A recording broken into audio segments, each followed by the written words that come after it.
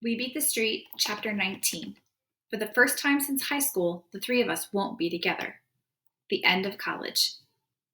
We got accepted into Access Med, Sampson called out cheerfully to Ramik and George one sunny morning. Access Med was a program that allowed pre med college students to finish their senior year and take half of their first year of medical school classes at the same time. Cool, said Ramik. I knew you two would get accepted, George said slowly. Sampson, you're one of the few dudes who ever got an A plus in organic chemistry. You've got a 3.6 grade point average and are about to graduate cum laude. What can I say? Smarts just live here in this beautiful body, Sam joked. And you, Ramik, George continued, have a 3.4 GPA and better study skills than anybody I know. Well, maybe now we have a better chance, to survive that first year. I heard it's a killer, Ramik said quietly. Yeah, but we can handle it, Sampson told him. So, how does this work? Ramik asked. Let's see what all this paperwork says, Sampson replied. We'll have to transfer to Rutgers for afternoon classes, while we take morning classes at Robert Wood Johnson Medical School. Sounds like a dream come true, but you know what that means, don't you? George asked. Yeah, it means for the first time since high school, three of us won't be together, Ramik replied, a serious look on his face. Well, we knew this would eventually happen, George said. My plans all along were to go to dental school. George had been accepted at the University of Medicine and Dentistry in Newark. I'm looking forward to it, but it's going to be hard not having you two to hang with every day. Yeah, I know, Sampson said. Don't worry, we're still going to be there for each other. The three friends who had seen each other through rough spots and failures, through successes and laughter and sorrow and close calls, would have to split up in order to reach their final dreams. Carla Dixon promised to be there for George and call him every week to encourage him. Ramik and Sam packed up and moved out, but they stayed close to George, catching up with him almost every weekend at parties or playing a quick game of basketball and on some quiet evenings when they just hung out and talked. One night, after a particularly loud, serious party, the three of them sat together, talking about old times, laughing about teachers and classes, and relaxing in each other's company. You know, Sampson began, I don't even know if I really even want to be a doctor. I mean, it seems cool and all, but I just don't know if it's for me. The other two said very little, but gave him the silent support he needed. Why do you feel like that? George asked quietly. Remember that time we got the chance to watch that surgery and I bumped the surgeon while he was making the incision? I'll never forget how he screamed at me, yelling, What are you doing? You're in my way. Sampson sighed. Yeah, but that can happen to anyone if they've never been in an operating room before, Ramik told him. Well, I felt out of place and off balance.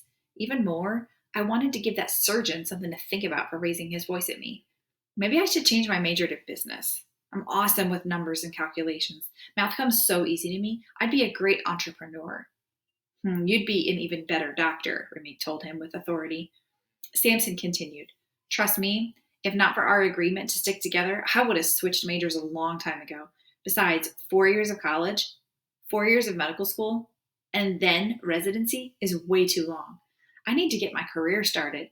My family is dependent on my success. They can't wait too much longer for me to make it.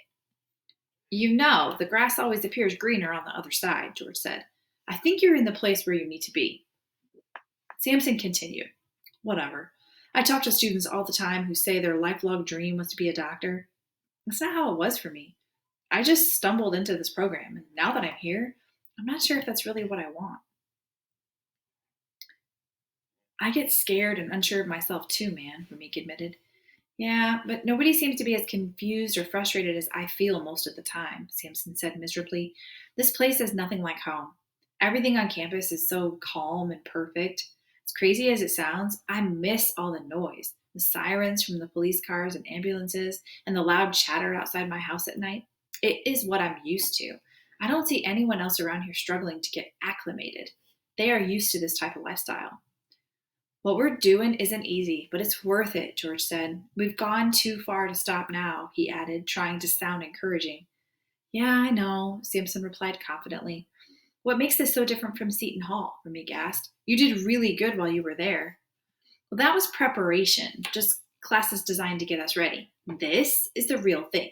The environment is different. The work isn't the difficult part. Sometimes it feels as if I'm out of place here and invisible to everyone. Truly, it's like being on another planet. I know the administration has programs set up, but they don't always connect, Sampson admitted. George, on the other hand, was really enjoying dental school.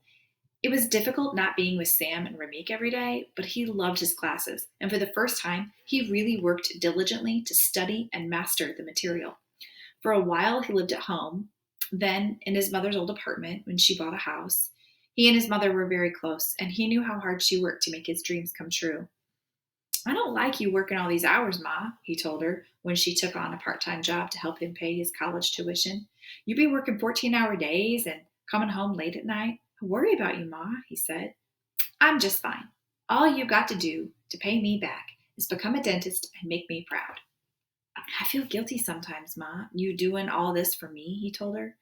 When you have kids of your own, you'll understand, she said. Now go study. She kissed him on his cheek and went into her own room. Even the people in his old neighborhood seemed to be proud of him, at least most of them. Men would stop him on the street and ask him, How's all that college stuff going, boy? George would nod and smile and give him a high five. Women sometimes fixed him meals, and even the kids looked up to the neighborhood boy who walked down the streets carrying thick books, well beyond their comprehension. He relaxed, feeling comfortable on the streets that he ran as a kid, forgetting after 4 years at Seton Hall about dangers that lurked there. One day, a bearded, scruffy-looking dude walked up to George and said, Hey man, you want to buy some speakers for your ride? George, who had just bought an old car, thought that some new speakers would really make it rock. Yeah, man, George said casually. What you want for 'em? I got 'em around the corner. You can pay me what you think they're worth, the man said. George drove the man to the place where the car speakers were supposed to be, but when they got to the location, a secluded spot near some woods, the man suddenly pulled out a gun. Knowing he had forgotten the rules of caution on the streets, George felt like kicking himself. I should have known better, he mumbled. You know what to do, the man said. George grudgingly pulled out the last of his money, $45, and the man ran away in triumph. George sighed and headed back home, glad the situation hadn't been worse. He knew his car could have been jacked, or he could have just as easily been killed. He went back to school, trying to balance dental school classes and responsibilities, friends, and interruptions from the neighborhood, and his connections with Ramik and Sam as he struggled to maintain his grades and his sense of direction. It wasn't always easy. Oh no, George thought. I've got Dr. Nicholas this semester. George sighed as he looked at his class schedule at the beginning of his second year in dental school.